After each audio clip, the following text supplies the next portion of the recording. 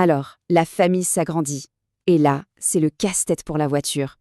Surtout si on veut du premium, du compact. D'un côté, on a l'Audi Q2, la rigueur allemande pure et dure.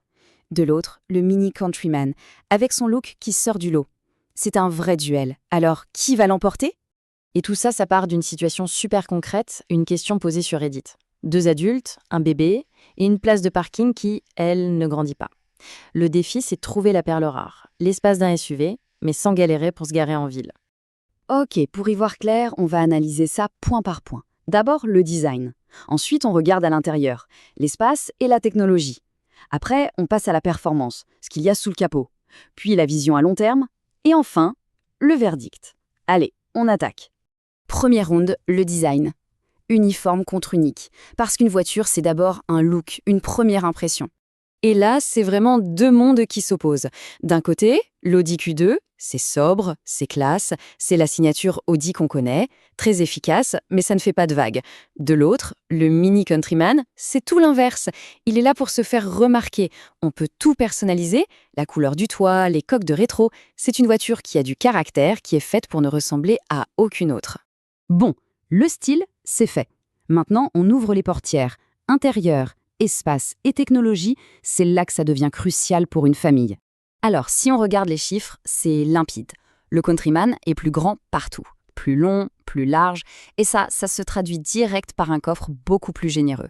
On parle de 45 litres de plus minimum et presque 350 litres de plus une fois les sièges rabattus.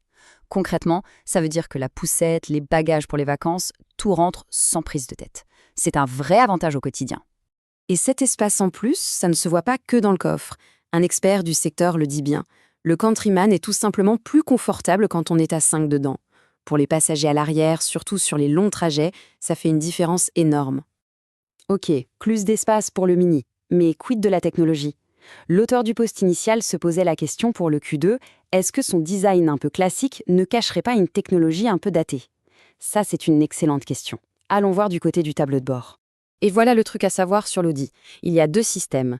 Le Digital Cockpit, de base, il est bien, mais il reste assez classique avec des compteurs fixes.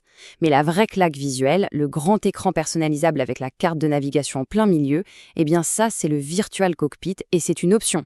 Une option qui change tout, mais qu'il faut prévoir dans le budget. Attention.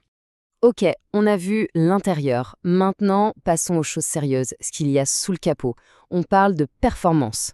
Sur le papier, en tout cas pour les moteurs essence les plus vendus, l'Audi Q2 a un avantage net. Le 0 à 100, plié en 8,5 secondes contre 9,6 pour le Mini Cooper. C'est plus d'une seconde de différence. Ça se sent tout de suite dans les accélérations. C'est plus vif, plus réactif. Un avantage pour les dépassements sur l'autoroute. Mais il ne faut pas s'arrêter là. Si on regarde l'ensemble des moteurs disponibles, c'est le Mini qui gagne la bataille de la diversité. On veut de la performance pure, il y a la version John Cooper Works de plus de 300 chevaux. On veut de l'économie, il y a l'hybride rechargeable. On veut 4 roues motrices, c'est possible aussi notamment sur l'hybride. Ce que l'Audi Q2 ne propose plus. Bref, Mini offre beaucoup plus de choix. Une voiture, c'est un gros investissement. Donc, il faut penser à l'avenir, la revente, la sécurité. C'est le moment de regarder sur le long terme. Et là, il y a une info cruciale concernant l'Audi Q2. Sa production va tout simplement s'arrêter en 2026. Audi a décidé de ne pas le remplacer pour se concentrer sur l'électrique. Forcément, ça pose la question de la valeur de revente. Un modèle qui n'est plus produit risque de décoter un peu plus vite. Pour le Mini Countryman, c'est une autre histoire. C'est un modèle qui est considéré comme une valeur sûre, il tient très bien la cote sur le marché de l'occasion. Son style unique et sa popularité font qu'il reste très demandé. Ça veut dire qu'au moment de le revendre, on perd moins d'argent. Mais au-delà de l'argent, il y a un point non négociable quand on a une famille, la sécurité.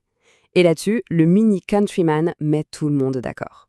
Il a obtenu la note maximale, 5 étoiles, au test de sécurité Euro NCAP. C'est le meilleur score possible. Et si on creuse un peu, on voit que c'est solide partout. La protection des enfants à bord, 87%. C'est un score excellent. Pour les adultes, c'est 83%. Ce sont des chiffres qui rassurent et qui garantissent une vraie tranquillité d'esprit sur la route. Bon, on a tout vu. Le design, l'espace, la perf, le long terme. Alors au final, on prend laquelle? C'est l'heure du verdict.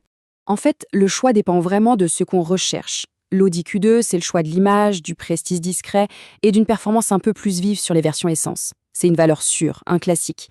Le Mini Countryman, lui, c'est le choix de la raison. et de l'audace. Il est plus pratique, plus spacieux, plus personnalisable, et il a un avantage majeur sur la sécurité. Il est aussi plus tourné vers l'avenir avec ses options de motorisation. La décision finale ne se joue pas sur la fiche technique, mais sur les priorités de chacun. Alors la question est simple, qu'est-ce qui prime? Le prestige d'un classique intemporel ou le fun et la praticité d'un aventurier audacieux?